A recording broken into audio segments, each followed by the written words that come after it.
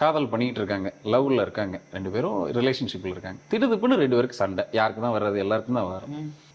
என்னை வந்து பார்த்தது அந்த பொண்ணு தான் வந்து என்னை பார்த்தாங்க. கூட இவ்வளோ நாள் ரிலேஷன்ஷிப்ல இது பண்ணிட்டு இருந்தது திடீர்னு பேசாமல் போயிட்டாரு. சார் இந்த ரிலேஷன்ஷிப் இப்படியே போயிடுமா அப்படின்ட்டு அவங்க எனக்கு என்கிட்ட வந்து கன்சல்ட் பண்ணுறக்கா வந்தாங்க. நான் அவங்களுக்கு கொடுத்த ட்ரீட்மெண்ட் ரொம்பலாம் இல்லை. உங்கள் பேரையும் நீங்கள் யார் ரிலேஷன்ஷிப்பில் நீங்கள் இது பண்ணிட்டு இருக்கீங்களோ அவரோட பேரையும் கொஞ்சம் நெருக்கமாக சேவ் பண்ணிக்கங்க உங்கள் செல்ஃபோனில். இதை வச்சு தான் பாருங்களேன் அப்படின்னு. வித்தின் ஒரு 1 வீக்கில் அந்த நபர் தானாக ஃபோன் பண்ணிட்டார். சும்மா அதாவது ஏதோ ஒரு காரணமே இல்லாத ஒரு காரணத்துக்காக ஃபோன் பண்ணி, அதாவது ஏதோ பேசணுமேங்கிறக்காக ஒரு ஃபோனை போட்டு பேசிட்டாரு. இதுக்கு வேற ஒன்றுமே பண்ணல. நான் கொடுத்தது இந்த ட்ரீட்மெண்ட் தான்.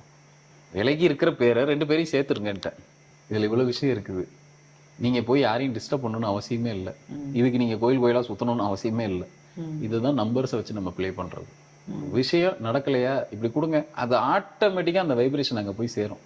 அவங்கள கால் பண்ண வச்சிரும். இது ரியலாக நடந்த இன்சிடென்ட் இது. இப்போ எனக்கு அவங்க ஃபோன் பண்ணி சொல்லும் போது அப்போ நம்ம கொடுத்த எக்ஸ்பெரிமெண்ட் சக்ஸஸ், நம்ம கொடுத்த ப்ரோக்ராம். ஆனால் எனக்கு இது ரொம்ப புதுசாக இருக்கு. செஞ்சு Do not disturb, call me எல்லாம் வந்து செஞ்சு பார்த்துட்டு உங்கள் மேலான கருத்துக்களை கமெண்ட்ல போடுங்க, அவ்வளோதானே.